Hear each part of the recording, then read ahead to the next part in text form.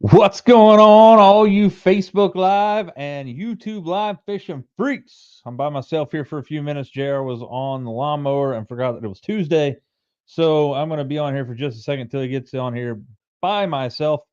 But we got a few things we're going to talk about. First and foremost, I hope you guys had a great Labor Day yesterday. I spent the evening or the most of the day out on the muddy Ohio River with my pleasure boat. I have a decent time. It was a great day. Perfect weather, like 80 some degrees, not a lot of humidity. It was really, really, really good. Um, Couple of crazy things coming out with the MPFL banning forward facing sonar for next year.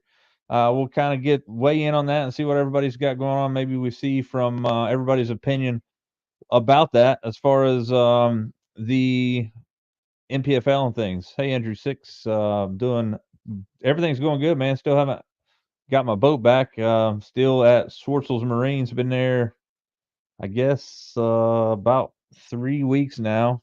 Um, Sent the injectors off to be cleaned. They're still waiting. I assume he's waiting on those injectors to get back to him. I talked to him a couple weeks ago. Everything should be good. I'm hoping to have my boat back this week, but I am not. I'm not going to be hopeful, or I'm going to be hopeful, but I am not going to be overly optimistic. With that being said, we talked about. I shared it the other day. The Phoenix 721 the ZXL just hit the lot at Marines or Malone's Marine in Ironton, Ohio. It is one sweet rig. I haven't had the opportunity to look at it. I'm going to go down probably on Thursday evening and take a look at it. I am interested in purchasing one this winter. I will tell you, just to let you guys know, that my boat will be up for sale coming soon. As soon as I get the boat back and I run it, make sure everything's going to be good on it. So I'm going to be putting it up for sale just so I can buy a new boat. I'm happy with the boat. It's a really nice layout of a boat. I really like the way it rides. Great big water boat. I love the Phoenix or the Stratus as a whole, but I'm just at a point in my life where I fish a ton, and I want something that I can reliably fish out of, and I'm at a point now where I can finally afford probably a boat payment. I only owe about 2 more years on my truck, I think. So after that, I'll just have. I'm in a really lucky situation where the only my house is paid off, so I have all this stuff coming in, so I have a little bit more, kind of like not really throwaway money, but I have some money that I can put towards a boat, which is why I'm looking at that. But again, I'm looking at the Phoenix 721 ZXL, which is a brand new redesigned model for the 2025 season here from Phoenix. I'm really excited about that. So this week we saw the MPFL, the National Pro Fishing League, ban forward-facing sonar. I think that since they come out and said it so early,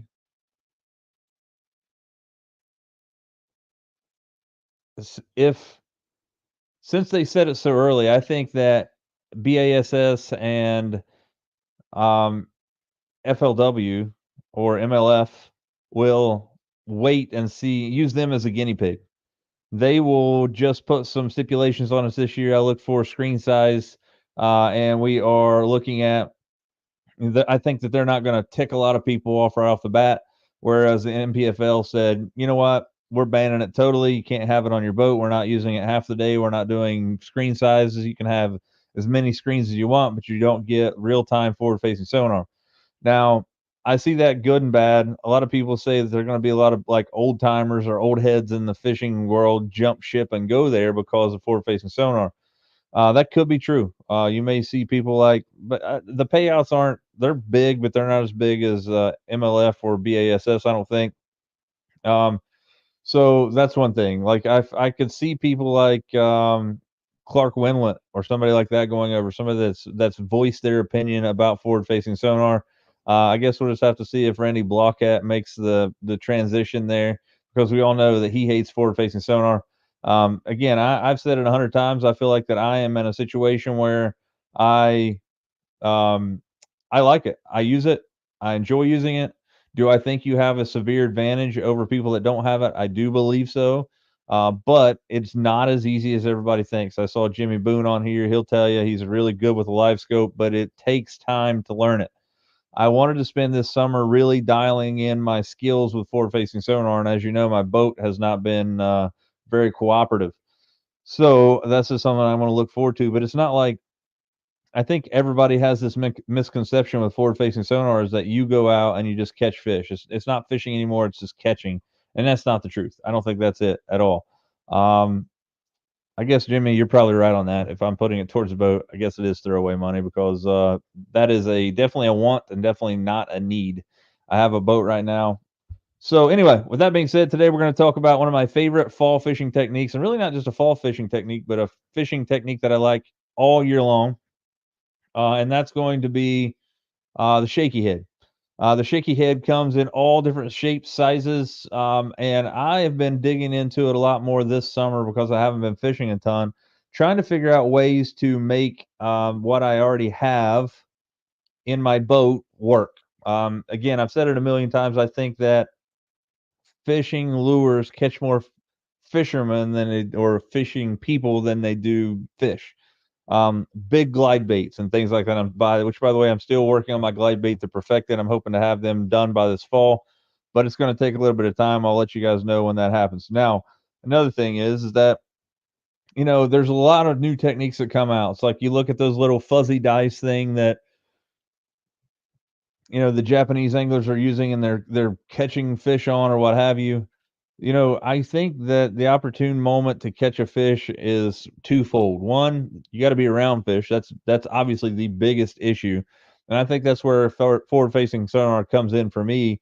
Is that it allows me to see if I'm around fish, but it also allows me to see where fish are staging and where they're set up during that day. So, like if I go out to Yatesville and I'm not catching fish on the bank, maybe I go out and I can find some fish in brush piles and stuff, but not all the time are those fish are going to be directly hugging the bottom. They may be in brush piles and they may be suspended in those brush piles, or maybe they're above those brush piles. So keeping your bait in the strike zone more often than not is going to be beneficial for you, especially having forward-facing sonar. But when you're around fish, that's number one. Number two, the fish have to be hungry. Can you get a reaction strike from a fish? Sure, you can. You can, basically, in my opinion, what I consider the scaring them. You scaring them into biting or ticking them off enough that they're just like, you know what, I'm eating this just to get it to shut up, etc., something like that. But I think that obviously I have a better chance of catching a fish if they're feeding or they're hungry in that situation. So if you've met those two goals, then you have a really good chance of catching a fish. So with that being said, the shaky head is something that I have tied on in my boat 100% of the time. But the reason I was talking about a second ago, trying to make things that I already have in my boat work, I've thrown a shaky head for the better part of the last 10 years, probably. And it's a technique that I only do one basic thing with. And I've looked at a lot of different things here now that actually bring in a lot of new techniques for the shaky head, which we're going to talk about in just a second. Yeah, Jimmy. So I think that's one thing that we're going to see is it's going to get tougher and tougher and tougher with forward-facing sonar and catching fish and all that other stuff. Is one, I do believe that fish have to get accustomed and they're going to get kind of conditioned to those things. I don't know if you guys have ever seen the video, but it cracks me up, man. I'll see if I can find it in just a second if JR hops on here so he can talk while I find it. Um, One of the things that there's a video out there, and I'm sure you guys have seen it. This guy is sitting there on the phone on the front of his boat, and he's like really hugged up next to these what I looks like reeds or something, and he's casting this bait up the reeds, and all of a sudden this fish jumps out of the reeds and jumps literally in his boat. Now, I think that has to do with the sonar and the forward-facing sonar and all those waves going out. Probably that fish is trying to get away from it. It was so close to the bank that it just came towards the boat, jumped into the boat. Obviously, was a fluke. That's not going to happen every day. But the best part of that whole video, the guy is on the phone. I don't know if he's not supposed to be fishing. I don't know if he's supposed to be working or what, but he never breaks conversation with whoever's on the phone with him. This fish jumps in his boat. He tries to kick the fish out of the boat, kicks one of his rods in the lake, and doesn't do anything, but just sits there and continues to talk. Like I said, I don't know if he was not supposed to be on the lake or what, but it's classic. I'll see if I can find it in just a second. So with that being said, we are going to talk about the shaky head jig. In my opinion, one of the best finesse fishing techniques. And I want to show you guys some things that I've dug up over the last few months, things that you could use a shaky head for, and it's stuff that I've not thought about. So I'm going to share my some pictures here with you.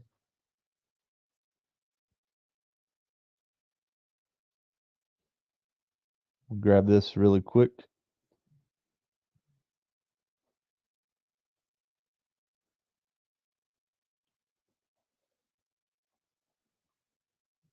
And let's share the screen now.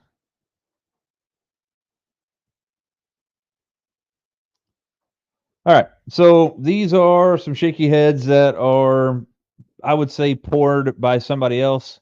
This is not my favorite style. I do not like that the screw locks are attached to the line tie. I feel like that this could potentially cut your line. I have a do it mold for my shaky heads that that has the screw lock that physically gets poured into the head. I like it a lot better.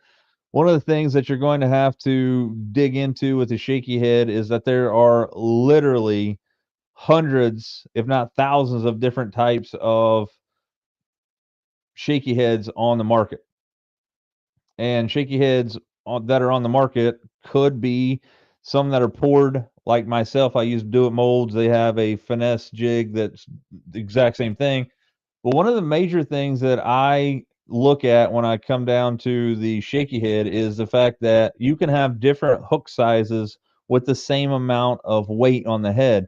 Now these are all different. We have a 3/16 all the way to a half ounce.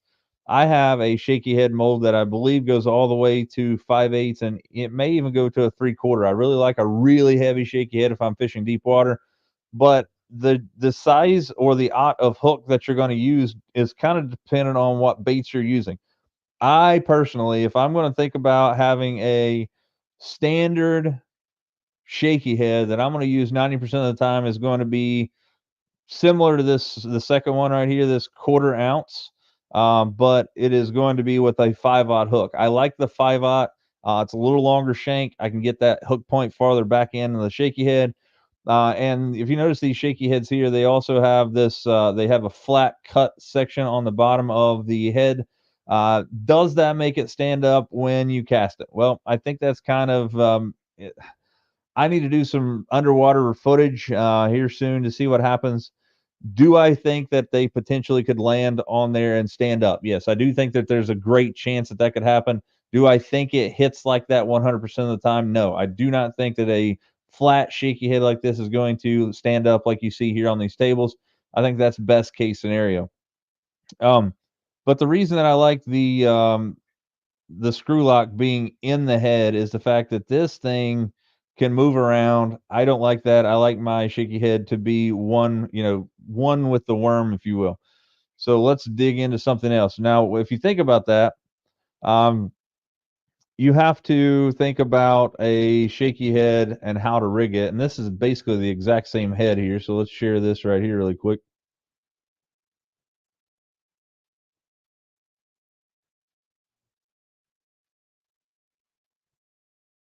Clarence says those shaky heads have increased my hookups, and I really believe those let your plastics drop down and gives them better hookups.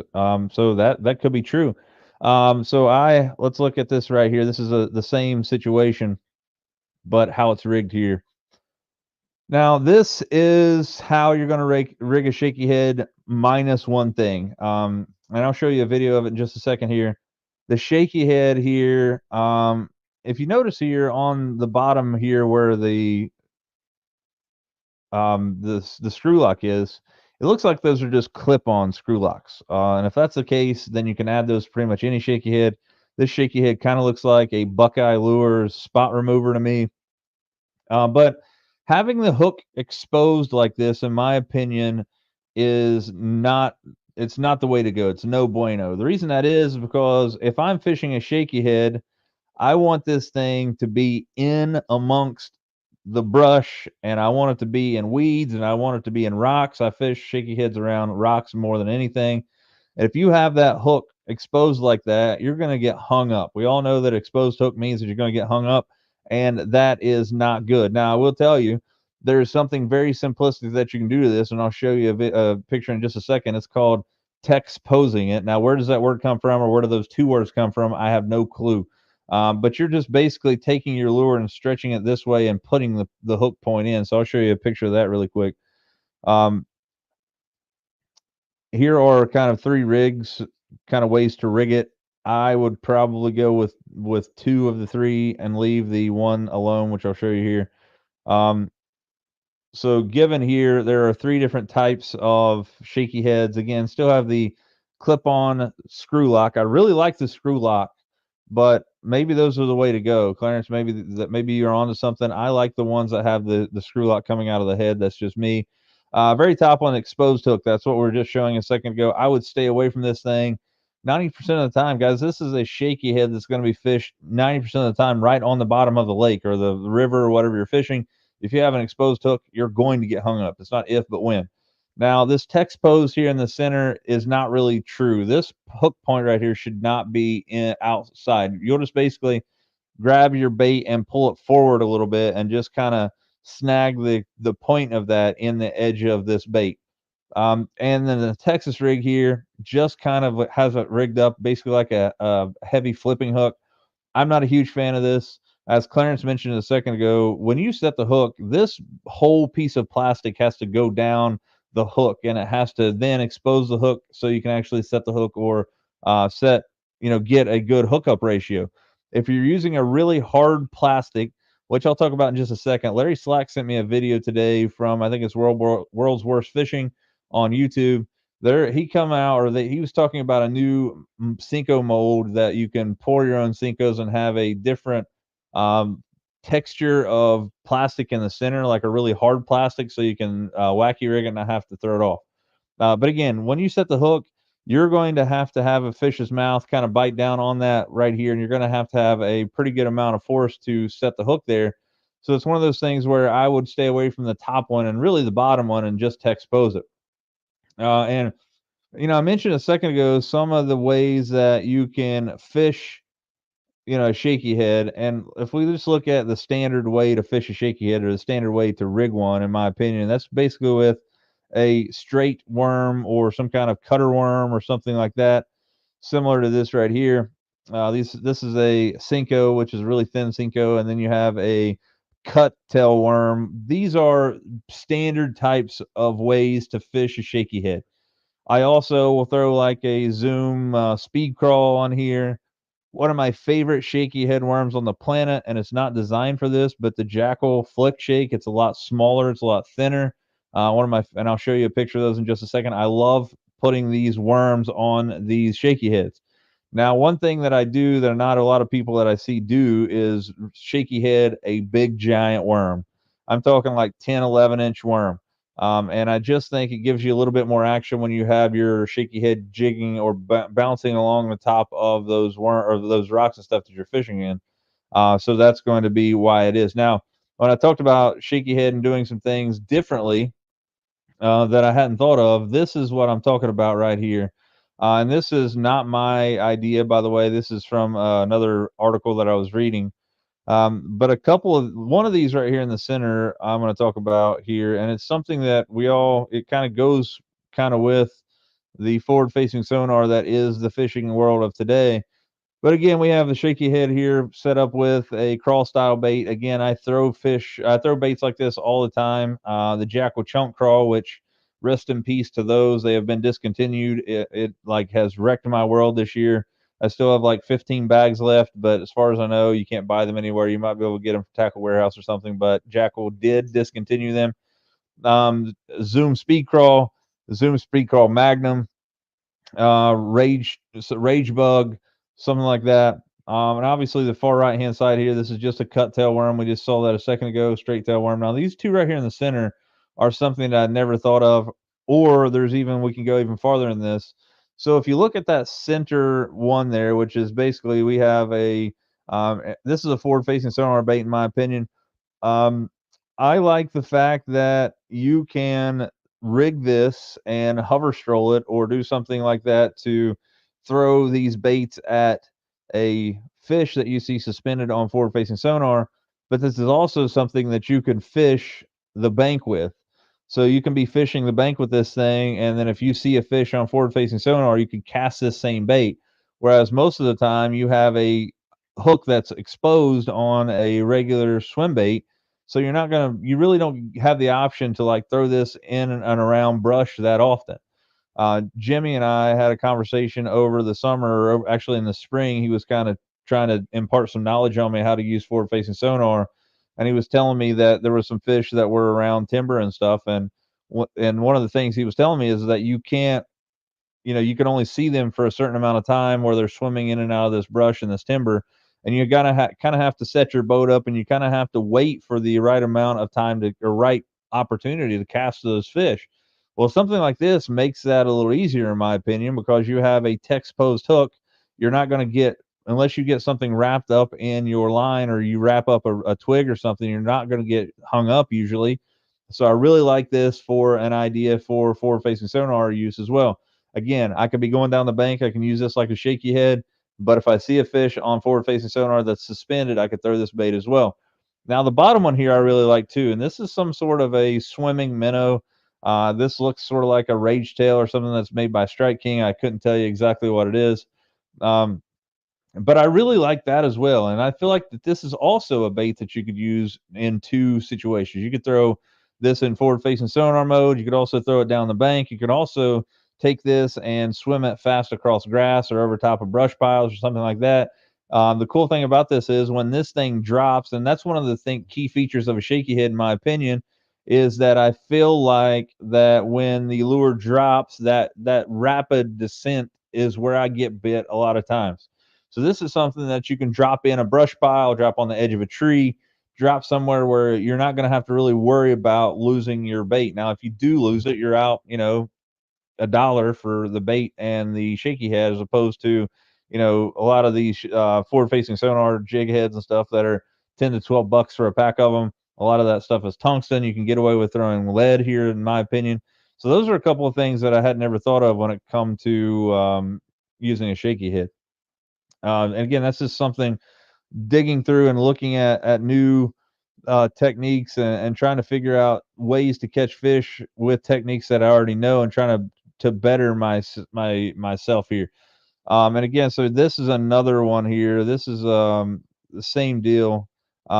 And this is the same way. This is one of those swimming worms, is what I'm gonna call it for lack of a better term. Couldn't tell you exactly what it is. But this would be it right here. Really like this the way this thing looks. Couple of my favorite worms to throw is going to be roughly to this color here. Watermelon red flake is a really good one that I really like. Watermelon candy, which is usually watermelon and purple flake. Green pumpkin candy, green pumpkin red, all that stuff. But you can see here, this point of this hook is still exposed. Not a huge fan of that. I always bury my hook point in the worm so I can get more and have it less or be more weedless, which is what it is. We want to be more weedless, which is really good.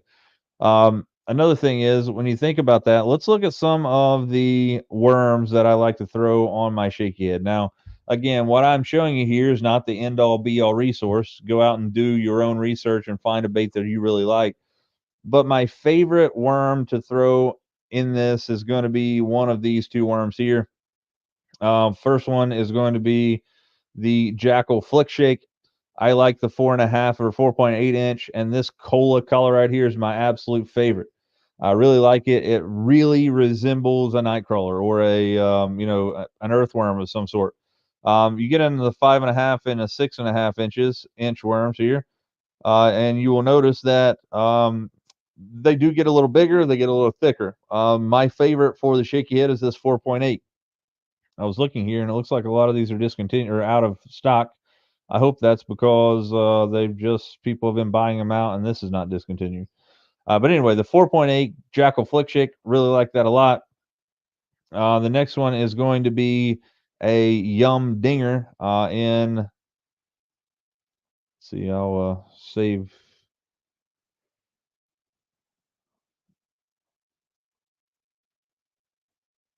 This is my next favorite to throw, a Yum Dinger 4-inch. I like the 4-inch size. This watermelon red flake is the absolute berries in my opinion. Really like it.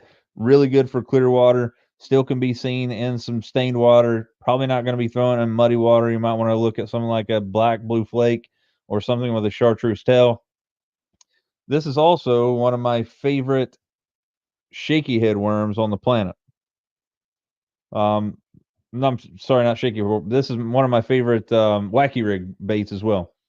And again, the video that I was sent today by Larry Slack shows a guy making this little egg sac or this little area right here out of a higher elastic or higher polymerized rubber, really a hard polymerization of rubber. So when you put your hook through this, we've had this conversation on this show before. What's the best way to wacky rig a bait? Is it to use O-rings? Is to hook it right through the worm? Personally, I just hook these worms right through the center with a wacky rig hook. I do cast a lot of them off, fish throw them off. Um, so that's kind of a downfall. The upside is that I don't have to have any more money in it, and it doesn't take me any more time to rig it. If you're running a O-ring, you're going to have a little bit more money in the tool to put it in there, a little bit more money for the O-ring, and it's going to take you a little bit of time to rig those unless you pre-rig them before the tournament or before your fishing day.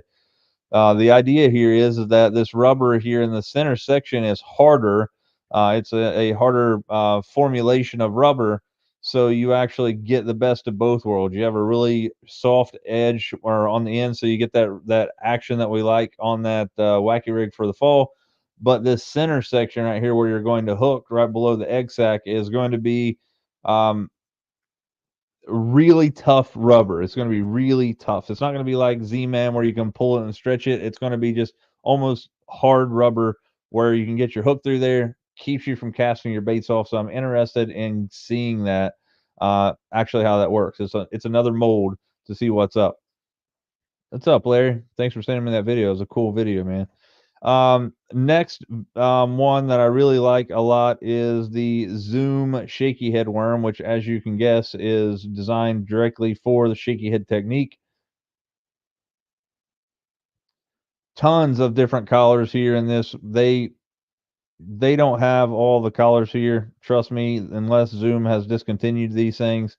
These things are made in like 50 different collars. Watermelon candy, really like it. Watermelon red, obviously we talked about it a second ago. You fish any color you want, as long as it's green pumpkin. These things are 5-inch worms, but I really like it that they have a thicker section up here towards the head of them. That way you can, rig it better, rig it more easily with the screw lock on your shaky head.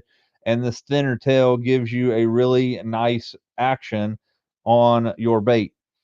This exact worm right here, the green pumpkin Zoom shaky head worm, 5-inch, I caught a limit of bass at Paint Creek in Ohio and ended up winning a Lawrence County Bass Club tournament several years ago on one spot using this exact worm. Paint Creek has a really weird slot limits, 2 fish over 15 inches or 2 fish from like 12 inches to I can't remember what it was, but there's a weird slot limit there. I think it's like 12 and to 14 and 7, something like it's like 50, there you can have 2 fish under 15 inches, 2 fish over 15. I think it's 12 to 14 and 7/8, and then 15 and over. You can have 2 of each. Caught a lot of fish on it. This is one of my favorite shaky head worms as well. Does a really good job with the old shaky head. What's up, Tyler Williams? What's going on today, brother? Talking shaky heads, man. So again, really like this bait here as well. Another bait that I've just started throwing is made by Berkley, and it is a MaxScent hit worm. It's something that I just picked up recently, and I enjoy throwing it as well. The great thing about a shaky head is that you can literally grab and switch baits fairly simplistically, fairly easily, and you don't have to. It takes like 30 seconds to rig one. Whereas if you're changing hooks or whatever, there's a lot of different stuff that goes on it. But if you have that 5/0 hook, most of these baits are going to have enough meat or enough body where that 5/0 will still grab some of your worm here, so you can actually expose that hook. When you do that, I think you get a better hookup ratio because the fish is going to get more of the hook in its mouth. However, I think it is statistically proven due to underwater footage and people seeing fish eat 99% of the time anyway, they'll either engulf the entire bait all in one like bite, or they think it's too big to eat in one bite, 90% of the time they will go for what they think the head of the creature is. Now there are some there are some kind of differences in there, whereas like if a crawdad is running away from something towards a fish, obviously they're just going to eat that thing any way they can get a hold of it. But something that's really long, like a 12-inch old monster from Zoom or something like that, they're going to look at what's they believe the front of this creature is, and they're going to try to eat that head first. So that's why it really doesn't give you a huge it doesn't really matter in your to be honest with you, but my opinion is having that extra 5/0 hook is or the extra long 5/0 hook is going to be something that is very needed. Now, the last worm that I'll talk about today is something that I think that is fairly reasonably found, and that is the rage cutter worm, which again is it's kind of a really neat worm in and of itself because it has a really crazy tail action. And this is something that you can swim, you can drag, you can jig it on the bottom. This has a really cool action, and you can use it as like a yo-yo technique on a shaky head to get uh, reaction strikes as well. This is something I've done a lot of times, a lot of different ways, is that you can go over and you can just drag this thing along the bank, along the bottom, and you're going to get that tail flickering a little bit. You can reel this thing a couple inches off the bottom. You can reel this thing mid in the water column. You can also, if you're fast enough, have enough gear ratio to you, you can reel this subsurface to have a fish bite it there as well. One of the I was fishing a BFL several years ago, and I was fishing with a guy in Youngstown, Ohio, at Mosquito Creek or Mosquito Lake, and it's plumb full of grass. I'm talking like every inch of that thing is full of grass. So he was actually taking this cutter worm and he was throwing it out just on a Texas rig with no weight. He was doing a weightless Texas rig and he was throwing this thing out and he's reeling it back to him subsurface, which was basically there's only about 6 or 8 inches of water in between the grass and the top of the lake, pretty much anywhere you go.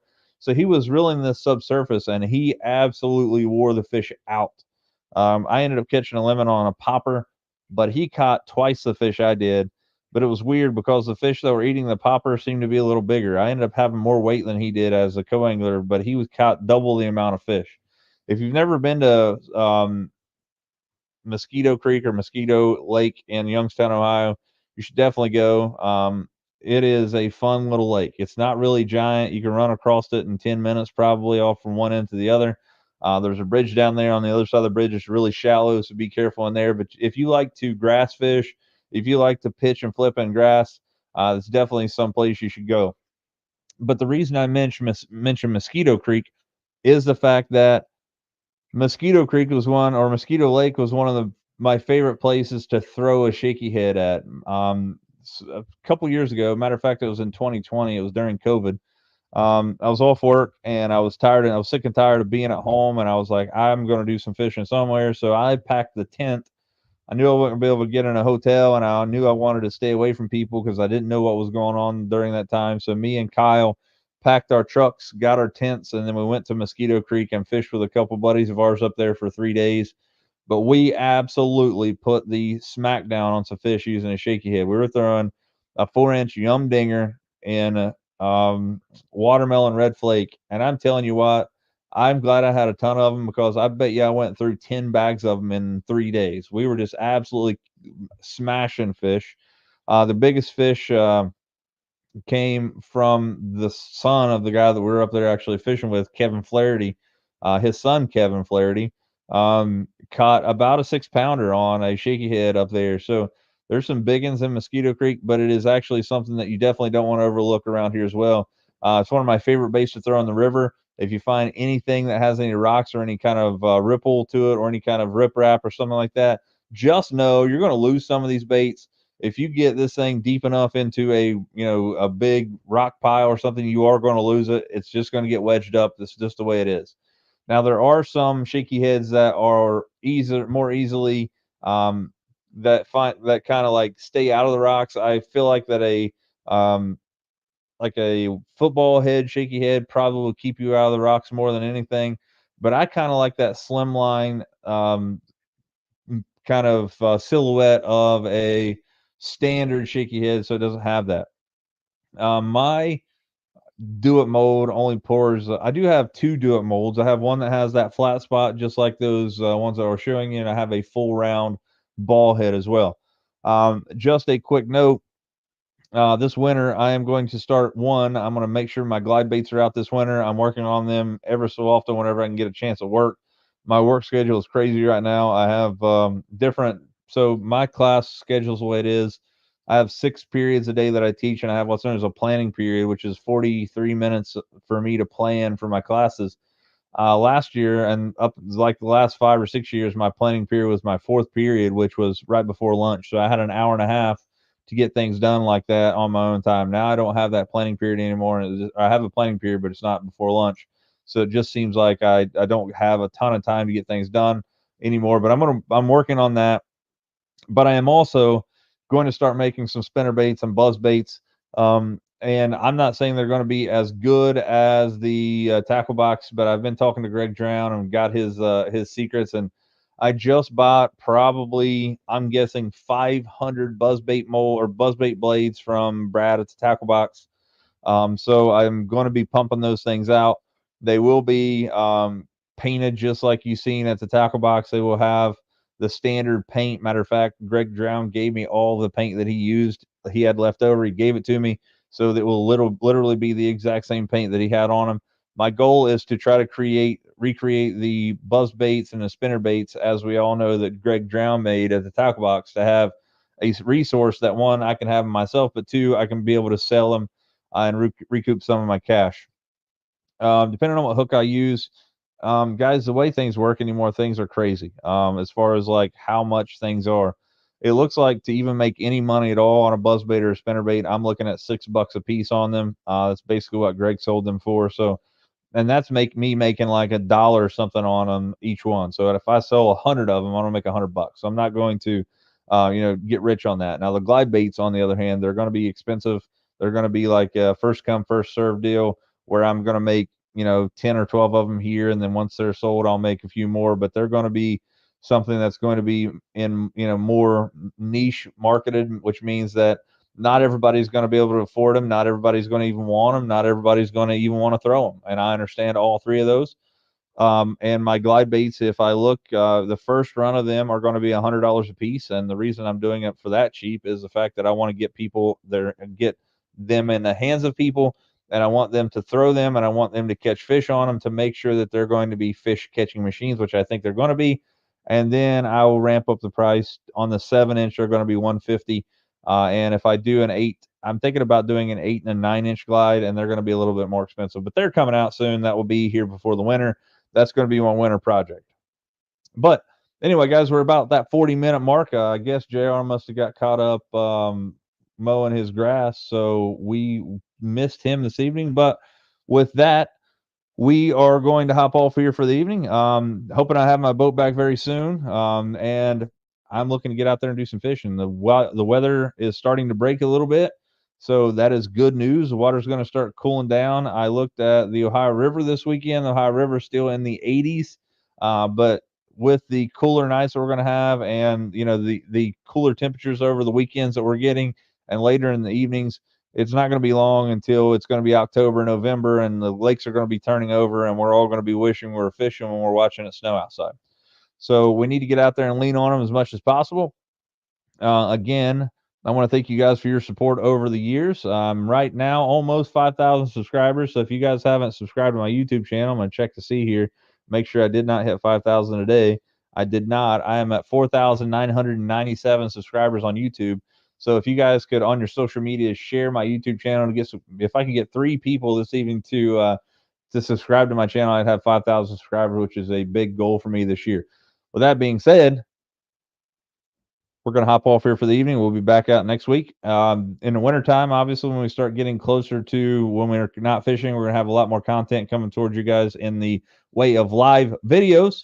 So I hope you guys enjoyed this video talking about shaky heads and all that was shaky heads. And if you guys can, you know what to do. Get out there and lean on them. We'll see you next time on Another Line.